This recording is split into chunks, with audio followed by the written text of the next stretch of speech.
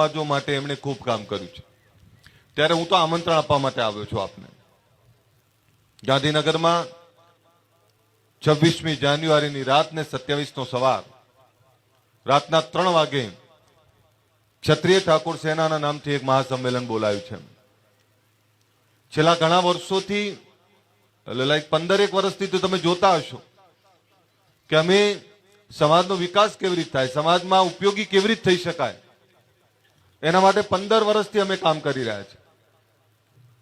સમાજમાંથી વ્યસનો દૂર થાય, અંધશ્રદ્ધા કુરિવાજોમાંથી બહાર નીકળે, આવનારી પેઢીને ઉજ્જવળ ભવિષ્ય માટે સારું શિક્ષણ મળે, સમાજ એકતાના તાંતણે બંધાય, એના માટે છેલ્લા 15 વર્ષથી અમે કામ કરી રહ્યા છીએ અને એના પરિણામો પણ ખૂબ સારા છે। ક્યારે આ માનપુર કે આ તેનપુર કે આ બાયડ, આ માલપુર મેઘરજનો આ વિસ્તાર, એમને અમદાવાદમાં અલ્પેશ ઠાકોર કોણ છે ખબર નહોતી। અમદાવાદમાં રહેલા એ આપણા સમાજના ભાઈઓને એ ખબર નહોતી કે મહીસાગર, બાલાસિનોર કે ભિલોડામાં કોણ રહે છે, મોડાસામાં કોણ રહે છે। જ્યારે આ સમાજના સંગઠનને એક કરવાની વાત આવી ત્યારે ઘણા બધા ચેલેન્જીસ હતા કે એવું શું કરશો, કઈ રીતે ભેગું કરી શકશો। ત્યારે આપને કહું કે ઉત્તર ગુજરાત, મધ્ય ગુજરાત, દક્ષિણ ગુજરાત ને સૌરાષ્ટ્ર સુધી આ સમાજના 9200 થી વધારે ગામડાઓમાં એકતા કરી છે અને 9200 થી વધારે ગામડાઓમાં ગામડે ગામડે ફર્યા છે। સમાજના પ્રશ્નો જાણ્યા છે, સમાજની શું તકલીફો છે એ પણ જાણી છે। ત્યારે પહેલું એવું લાગ્યું કે આ સમાજમાં વ્યસનો દૂર થઈ જાય તો 50% તકલીફો એમની જતી રહે, એટલે અમે વ્યસન મુક્તિ માટે કામ કર્યું। બીજી એ વાત એવી આવી કે આ સમાજમાં શિક્ષણ ખૂબ ઓછું છે, શિક્ષણ વધે તો સમાજ બીજા સમાજો સાથે કદમથી કદમ મિલાઈને આગળ વધી શકે। અમે વિચારધારા મૂકવાનું કામ કર્યું છે। કોઈ એવું કહે કે તમે શું આપ્યું, તો અમે વિચારધારા મૂકી। એક એવો સમાજ જે ઘોર નિંદ્રામાં હતો, એક એવો સમાજ જે વ્યસનો અને અંધશ્રદ્ધા અને કુરિવાજોમાં ડૂબેલો હતો, એક એવો સમાજ કે ભાઈઓ ભાઈઓની ચિંતા નહોતા કરતા, સમાજમાં એકબીજાની ચિંતા ના કરે એવો માહોલ અમે જોયો હતો। અને માફ કરશો, રાજનીતિ આપણા ગુણમાં છે, કારણ કે વર્ષોથી આપણા બાપ દાદાઓ એમણે શાસન કરવાની આદત છે, બીજાના રખોપા કરવાની આદત છે, બીજાની વારે જવાની આદત છે, કારણ કે આપણે વીર ક્ષત્રિય ભાતીજી મહારાજના બાળકો છે। પણ રાજનીતિ પણ આપણે યોગ્ય દિશાની નહોતા કરી શકતા અને સમય તો એવો આવ્યો કે રાજનીતિ હોય કે સામાજિક જીવન હોય કે શૈક્ષણિક હોય કે રોજગાર હોય, તમામ ક્ષેત્રે આપણો સંઘર્ષ હતો। અમે એક એવા યુવાનો તૈયાર કરવાનું કામ કર્યું જે વ્યસન મુક્તિની વાત કરે, જે શિક્ષણની વાત કરે, અંધશ્રદ્ધા અને કુરિવાજોમાંથી બહાર નીકળવાની વાત કરે, વ્યક્તિ ઘડતરનું કામ કર્યું અને વ્યક્તિ ઘડતરનું કામ કર્યું, સારું કામ કર્યું એટલે બીજા સમાજો તમારી નજીક આવવા લાગ્યા। એકલો સમાજ, એકલો વ્યક્તિ થાકી જાય, તમે સક્ષમ હશો, સારું કામ કરતા હશો, સાચું કામ કરતા હશો તો બીજા સમાજો પણ તમને વાહવાહી કરશે, તમારી જોડે રહેશે। પણ આ સમાજનો સર્વાંગી વિકાસ થાય, સમાજ તમામ ક્ષેત્રે આગળ આવે, એના માટેના અથાગ પ્રયત્નો કરી રહ્યા છે। ઘણા બધાને એવું થાય કે આખા ગુજરાત કેમ ફરો છો, તો જે એવું કહેતા કે ફક્ત રાજનીતિ માટે છે, તો ના,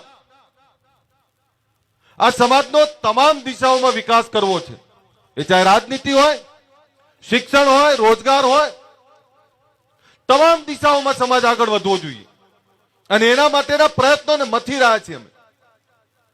અને ગુજરાત ક્ષત્રિય ઠાકોર સેના એક વિચારધારા છે।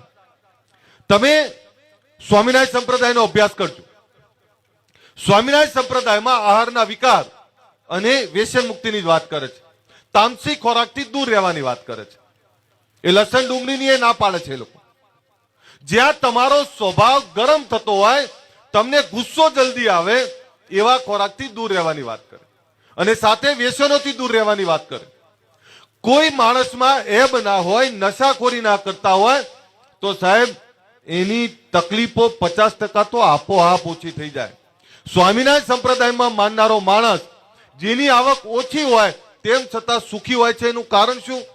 તો કે આ વિચારધારા। અમે આ વિચારધારાનું નિર્માણ કરવાનું કામ કર્યું છે। સમાજની એકતા, સમાજનો ભાઈચારો નહીતર આપણે તો એકબીજાને કાપી નાખવા મથે. પેલો હું તમને પાડી દઉં, તમે મને પાડી દો, પેલા કે પાડી જ દેવા છે. શેના માટે પાડવા છે મને એ ના ખબર પડી. કોઈ સરપંચ બને તો કે આવતી વખતે પાડી દેવાનો, કોઈ તાલુકા જિલ્લા પંચાયતમાં આવે તો આવતી વખતે પાડી દેવાનો, કોઈ ધારાસભ્ય સંસદ સભ્ય બને તો કે આવતી વખતે પાડી દેવાનો. શેના માટે પાડવો છે? કોઈ આગેવાનને તમે તૈયાર કરો છો તો એમાં સમાજ અને એ આગેવાનનું 10-10, 15-15, 20-20 વર્ષનું યોગદાન હોય છે, ત્યારે કોઈ આગેવાન તૈયાર થાય. અને 10, 15, 20 વર્ષ જે આગેવાનને તમે તૈયાર કર્યો અને તમે એને પાડી દો છો તો બીજો આગેવાન તૈયાર કરતા બીજા 10, 15 વર્ષ થાય. હવે આવું તમે નિરંતર કરે રાખો તો આગેવાન તૈયાર ક્યારે થશે? ચિંતા કોણ કરશે? પછી આપણા આગેવાનને તાકાત આપવું એ આપણું કામ છે અને આપણા માટે લડવું એ આગેવાનનું કામ છે. હા, કોઈ આગેવાન નમાલી વાત કરે, તમારા માટે લડવાની વાત ના કરે, તમારી પડખે ના ઉભા રહે તો 100% પાડી દો. જે લોકો તમારા માટે લડે, મથે, તમને સાથે રાખીને આગળ વધવાની વાત કરે, એવા સાચા અને સારા આગેવાનોને આગળ લઈ જવાની વાત કરો. અને બીજી વાત કરું છું કે વ્યસન મુક્તિ એટલે જરૂરી છે. કાંઈક એવો સમાજ, મોભાદાર સમાજ, જેણે વર્ષોથી જમીન જાગીરી સાથે જોડાયેલો સમાજ, બીજાનો નિભાવ કરનારો સમાજ, એવી કઈ તકલીફ પડી કે આપણી યાતનાઓ, આપણી પીડાઓ વધવા લાગી. તો સૌથી પહેલું આ દેશ જ્યારે આઝાદ થયો ત્યારે તમામ સમાજોએ પોતપોતાની દિશા નક્કી કરી. શિક્ષણ, રોજગાર, તમામ દિશાઓ. આપણે એ વખતે એટલી બધી જમીનો હતી અને એ વખતે પણ સાચું છે કે એ વખતે અનાજ સિવાય કોઈ કિંમત નહોતી, કારણ કે મોજશોખના એવા કોઈ સાધનો નહોતા. એટલે સમયાંતરે શું થયું, આપણાને એવું થયું આપણા બાપ દાદાઓને કે આ જમીનો ક્યાં ખૂટવાની છે, અને જેની જેનો ધાન હોય એનું રાજ હતું. પણ સમયાંતરે ડેવલપમેન્ટ થતું ગયું, દેશ વિકાસ થવા લાગ્યો, દેશના વિકાસની સાથે લોકોની જરૂરિયાતો વધવા લાગી અને જરૂરિયાતોની સાથે મોંઘવારી અને ખર્ચાઓ વધવા લાગ્યા. આપણે એ વખતે જો શિક્ષણ પકડ્યું હોત, આ દેશ આઝાદ થયો ત્યારે તમામ સમાજોએ જે શિક્ષણ પકડ્યું એનું ઉત્તમ ઉદાહરણ છે આદિવાસી સમાજ, દલિત સમાજ અને એવા તમામ સમાજો, એ પાટીદાર સમાજ હોય કે તમામ સમાજો, જેમણે શિક્ષણ અપનાવ્યું અને શિક્ષણની સાથે રોજગાર અપનાવ્યો, એ તમામ સમાજો આગળ. આપણે એ વખતે શું કર્યું? વ્યસનો તરફ ભાગ્યા, અંધશ્રદ્ધા, કુરિવાજો તરફ ભાગ્યા અને આપણે એવું કે જમીનો ક્યાં ખૂટવાની છે. પણ જમીનોની એકલા અને આજ આશા ઉપર બેહી રહ્યા આપણે. એના કારણે આપણે શિક્ષણની દિશા આજથી 50 વર્ષ પહેલા જયારે પકડવાની હતી એ પકડવામાં મોડા છે. આ સમાજે વખતે વ્યસનો પણ ના આવ્યા હોત તોય આ સમાજની પીડા ઓછી હોત. પણ આ બધી તકલીફો જોઈ, સમાજ વેરવિખેર, સમાજની એકતા ના દેખાય, આ બધું જોઈ અને અમારા જેવા યુવાનો એમણે નક્કી કર્યું કે આ સમાજને કંઈક કાપીએ. ત્યારે માફ કરશો, અમને એવું કહેવામાં આવતું કે કારંગડાના ભોર છે ભેગા ના થાય. કારંગડાના ભોર એટલે તમે ગમે એટલું બાંધો એક બે રીંગણા તો પડી જ જાય. અને એથી આગળ એક આગેવાને તેવું કહેલું કે આ સંઘ કાશીએ ના જાય. તમને ખબર છે કહેવત કેવી કહેવાય? મેં કીધું આ એવું સંગઠન બનાવવા નહીં જતા, અમે તો એવા ક્ષાત્રત્વ વાળા સિંહોનું સંગઠન બનાવવા જઈએ છીએ જે બીજાના રખોપા પણ કરે અને પોતાના સમાજની ચિંતા પણ કરે. આજે સમાજમાં જાગૃતિ આવી છે, સમાજ જાગ્યો છે, સમાજમાં એકતા થઈ છે. સમાજના યુવાનો વ્યસન મુક્તિ છોડીને આવા નવ યુવાનો સમાજની ચિંતા કરે છે, ગામની ચિંતા કરે છે, વિસ્તારની ચિંતા કરે છે, રોજગાર કરે છે નાનો મોટો. પણ હજુ જે ભૂખ છે આપણી, એ ભૂખને મીટવાના દેશો, ભૂખને વધારે ને વધારે બળવત્તર કરવી છે અને વધારે વધારે મજબૂત કરવી છે કે આ સમાજને શૈક્ષણિક ક્રાંતિ તરફ લઈ જ જવો છે. આ સમાજમાં વ્યસનોને સંપૂર્ણ નાબૂદ કરવા જ છે. આ સમાજે અંધશ્રદ્ધા અને કુરિવાજોમાંથી બહાર નીકળવું જ છે. આપણે શક્તિના ઉપાસકો છીએ, માં ભગવતીના આપણે ઉપાસકો છીએ, પણ શક્તિની પૂજા અને એની ઉપાસનાની સાથે આપણે આધુનિક યુગ તરફ પણ આગળ વધવું પડે. આપણે માં ભગવતીમાં માનનારા લોકો છીએ. હું તમને એવું નથી કહેતો શ્રદ્ધા ના રાખો, શ્રદ્ધા અખૂટ રાખો, આ ભગવતી જ ચલાવે છે આપણાને. પણ એની શ્રદ્ધા આપણી કુળદેવી, આપણી માતાની સાથે આપણે આપણા બાળકોને સારું શિક્ષણ આપવા માટે માં સરસ્વતીની પૂજા પણ કરવી પડશે. આપણે બાળકોને ભણાવવું પડશે. એ ભણેલો દીકરો ને દીકરી આપણું કુળ ઉજાગર કરશે. એના માટે જ્યાં જેનાથી જે બનતું હોય, કોઈ એક વ્યક્તિથી સમાજનો વિકાસ ક્યારેય નહીં થાય. એના માટે બધાએ સાથે ચાલવું પડશે. અને જ્યાં જેની જે વ્યવસ્થા હોય નાની નાની સ્કૂલ, કોલેજ, લાઇબ્રેરી, આ જે કંઈ બનતું હોય આપણાથી બનાવો. દીકરા દીકરીને વિદેશ ભણવા મોકલવા પડતા હોય તો મોકલો.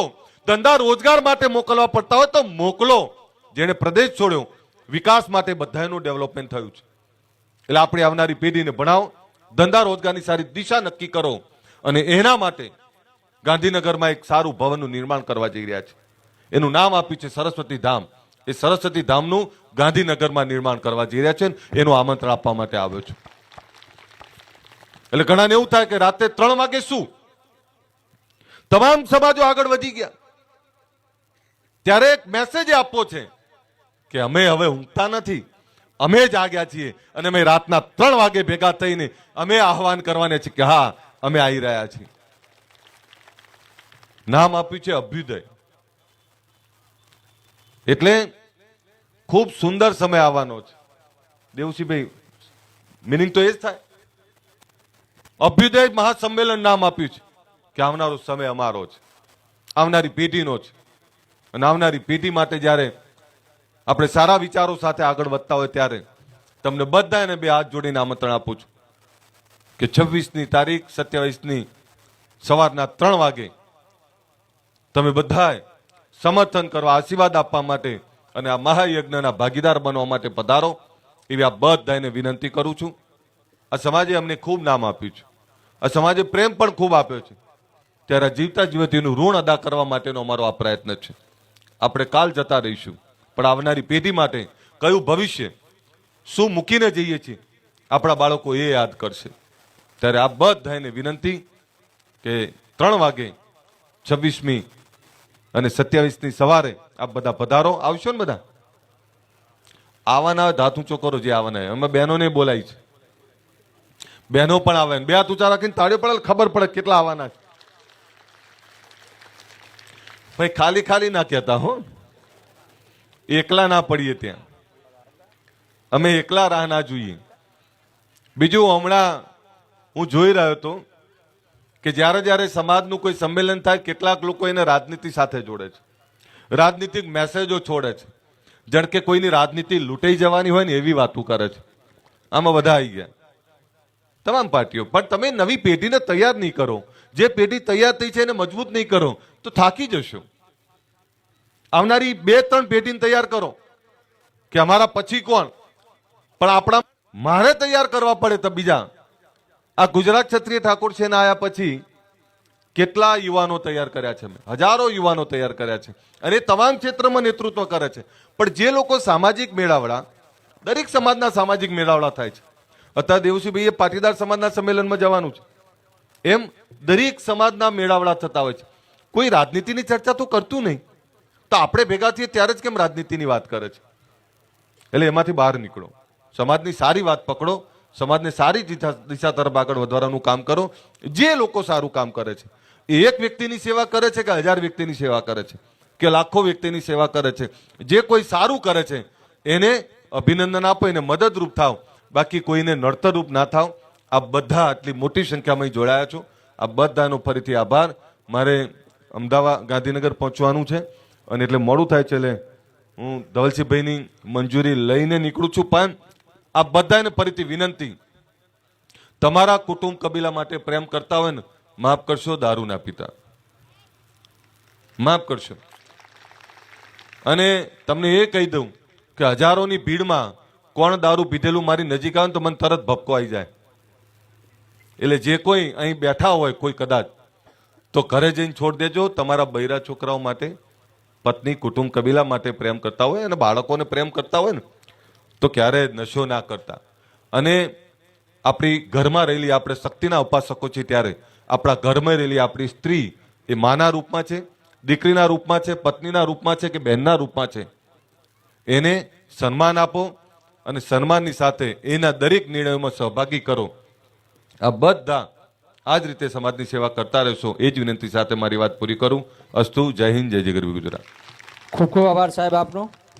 આપ આપને આમંત્રણ આપી પધાર્યા એ બદલ અમે પણ ખાતરી આપીએ છીએ કે 26મીના દિવસે અને 27મી અમે ખૂબ બહોળી સંખ્યામાં ત્યાં પધારીશું. હવે આપણા ખેડા જિલ્લાના